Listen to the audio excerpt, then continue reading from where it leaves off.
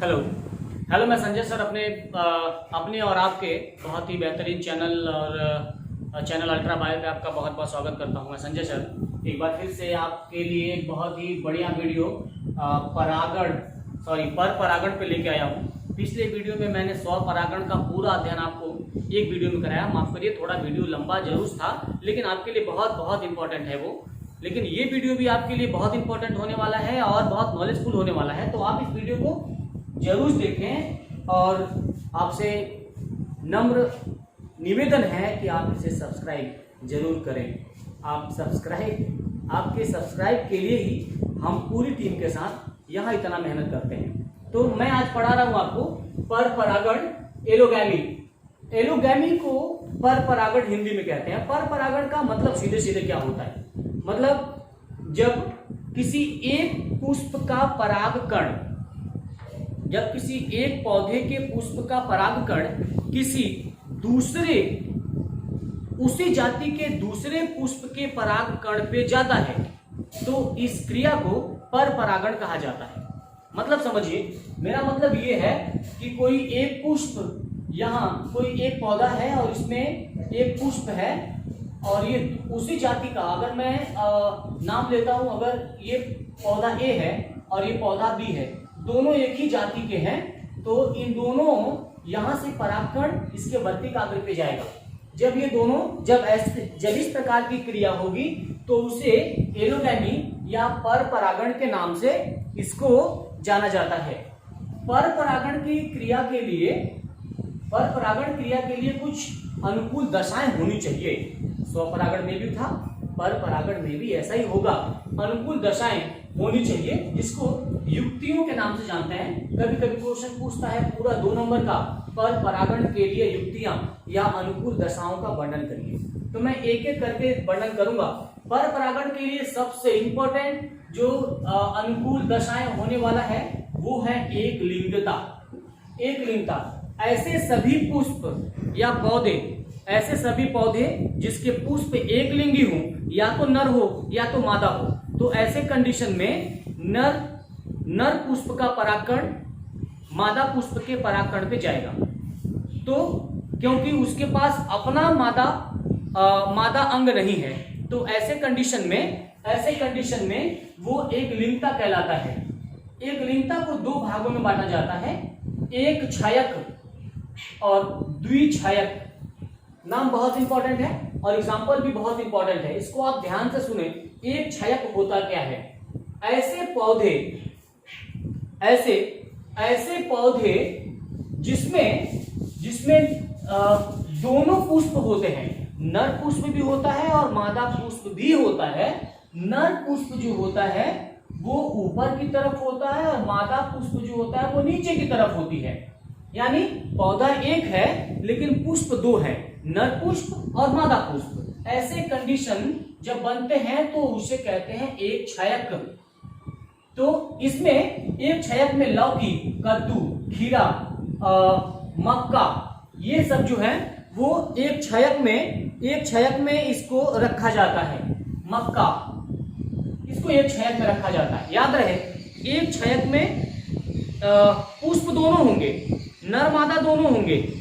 एक पौधे में नर मादा दोनों होंगे, लेकिन जो पुष्प होंगे, नर पुष्प अलग होगा, मादा पुष्प अलग होगा। एक पुष्प में दोनों जननांग नहीं होंगे, नर जननांग वाला पुष्प अलग और मादा जननांग पुष्प वाला अलग। ऐसा हो सकता है कि नर पुष्प जो होता है वो बिल्कुल शीर्ष वाले भाग पे हो, ऊपर, और जो मादा पुष्प हो वो नीचे की तरफ हो, है ना। तो इस तरह से इसको बोलते हैं एक छायक। द्विछायक किसे कहते हैं? द्विछायक का मतलब होता है ऐसा पुष्प जिसमें 2 नर और मादा अलग अलग पौधे ही अलग हो जाते हैं। मतलब जिसमें पौधा ही अलग होता है, एक नर पौधा होता है, एक मादा पौधा होता है। नर पौधे का मतलब ऐसा पौधा जिसके पुष्प में केवल नर जनन अंग ही होता है, और मादा पौधा ऐसा पौधा जिसके पुष्प में केवल मादा पौधा ही होता है। तो ऐसे को नर पौधा और मादा पौधा कहते हैं। तो इस प्रकार का गुण जिसमें पाया जाता है उसको द्विछायक के नाम से जाना जाता है। स्पेशली पपीता, भांग और केवड़ा, ये सब जो पौधे होते हैं वो नर पुष्प और मादा ये नर इन सभी पौधों में नर पौधा और मादा पौधा दोनों होते हैं, अर्थात इन पौधों में नर पुष्प अलग होता है और दूसरे पौधे में मादा पुष्प अलग होती है।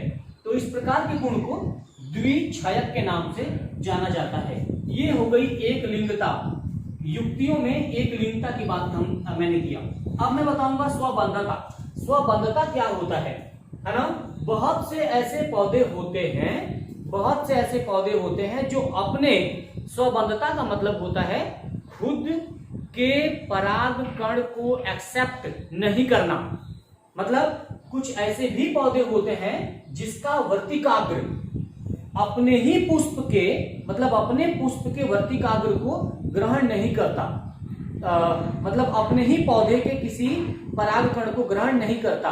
तो इस प्रकार के गुण को स्वबंधता कहते हैं। वो उसी जाति के दूसरे पुष्प के परागकण के द्वारा वो निषेचित हो जाते हैं, लेकिन अपने पुष्प के परागकण को वो रिजेक्ट कर देते हैं, उनमें अंकुरण नहीं होता।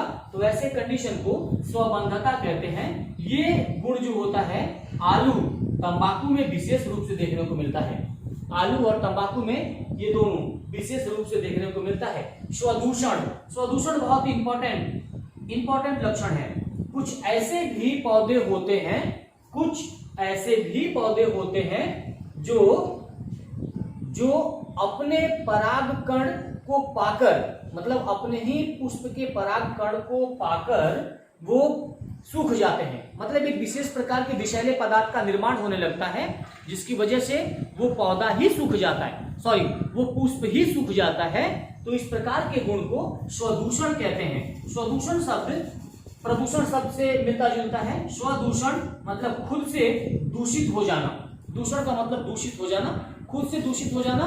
खुद से मतलब अपने ही पौधे, जब कोई पौधा अपने ही परागकण से जब उसका पुष्प का वर्तिकाग्र खराब हो जाता है तो पुष्प सूख जाता है, और इस वजह से ये स्वदूषण की श्रेणी में आता है। आर्किड पौधे में ये सभी गुण होते हैं। मैं यहाँ अगर कोई चित्र बना दूं, ये है एक पुष्प, इसमें ये है परागकोश और यहाँ है ये वर्तिकाग्र, और ये मैं आर्किड बना दिया। आर्किड, इसका परागकोश अगर इसके वर्तिकाग्र पे जाता है तब ये पूरा पुष्प सूख जाएगा। इसी को बोलते हैं स्वदूषण। पृथक पक्वता अगला युक्ति है। पृथक पक्वता, इसका क्या मतलब? पृथक पक्वता का मतलब होता है अलग अलग समय पर जननांगों का परिपक्व होना। पुष्प में नर और मादा दो जननांग होते हैं। नर अलग होता है, मादा अलग होता है। इसमें क्या है, कभी कभी क्या होता है कि आमतौर पे तो यही होता है कि नर और मादा दोनों जननांग एक साथ परिपक्व हो जाते हैं, लेकिन कुछ विशेष पौधों में नर अलग तरीके से पुष्प होता है, परिपक्व होता है, मादा अलग तरीके से परिपक्व होती है। तो इसको दो भागों में बांटा जाता है।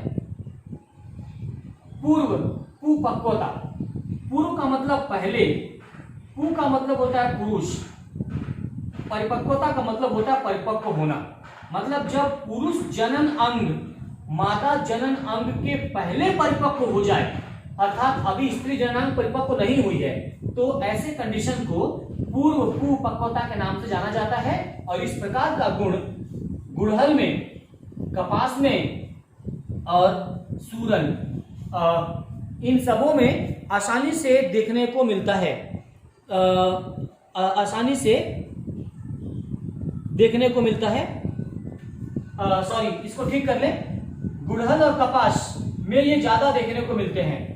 पूर्व परिपक्वता मतलब इसमें पूर्व परिपक्वता का मतलब गुड़हल और कपास में नर जननांग जो होते हैं वो पहले परिपक्व हो जाते हैं।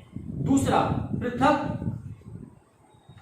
स्त्री परिपक्वता, पूर्व स्त्री परिपक्वता अर्थात जिसमें पराग कोश के पहले वर्तिकाग्र ही परिपक्व हो जाती है, जिसमें पराग कोश के पहले स्त्री केशर यानी वर्तिकाग्र परिपक्व हो जाती है तो ऐसे कंडीशन में भी पर परागण ही होता है। इसमें विशेष रूप से पीपल, बरगद भी आते हैं। तो इस तरह से ये जो परागकण पर परागण की प्रक्रिया है, पर परागण की परिभाषा, पर परागण के लिए आवश्यक अनुकूल दशाएं, मुझे लगता है आपको काफी आसानी से समझ में आया होगा। ये वीडियो आप सुरक्षा से पूरा देखें, अच्छे से देखें और सब्सक्राइब करना ना भूलें। Thank you.